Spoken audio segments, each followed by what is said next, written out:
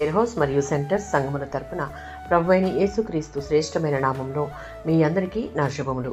నేటి దేవుని మాట మొదటి దశలోనికేయులకు రాసిన పత్రిక 5వ అధ్యాయం 16-17 వచనాలు. ఎల్లప్పుడూ సంతోషముగా ఉండుడి, ఎడతెగక ప్రార్థన చేయుడి.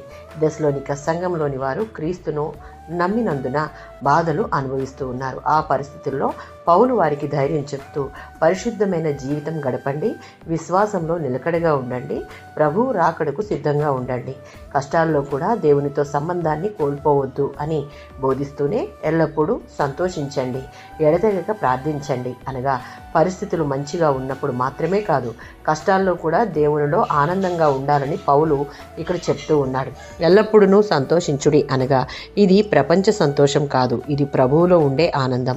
మన పరిస్థితులు మారినా దేవుడు మారడు. అందుకే క్రైస్తవుని ఆనందం పరిస్థితుల మీద కాదు, ప్రభువుపై ఆధారపడాలి.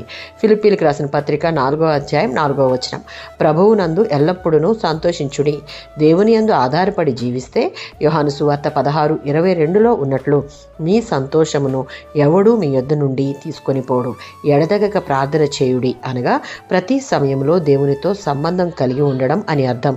ప్రతి పని ముందు, ప్రతి సమస్యలోనూ, ప్రతి నిర్ణయంలోనూ దేవునికి ప్రార్థన చేస్తూ ఆయనతో సంబంధం కలిగి ఉండాలి. లూకా సువార్త 18వ అధ్యాయం 1వ వచనం. ఎల్లప్పుడూ ప్రార్థన చేసే అనుభవాన్ని కలిగి ఉండాలి. కొలసీలకు రాసిన పత్రిక 4వ అధ్యాయం 2వ వచనం. ప్రార్థన యందు పట్టుదల గలవారై ఉండాలి.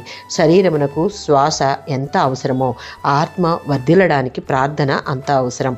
ప్రార్థన లేని క్రైస్తవ జీవితం బలహీనమవుతుంది. ప్రార్థించే మనిషి దేవుని సమాధానాన్ని పొందుతాడు. దేవుని సమాధానం ఉన్న చోట నిజమైన ఆనందం ఉంటుంది. ఆమేన్.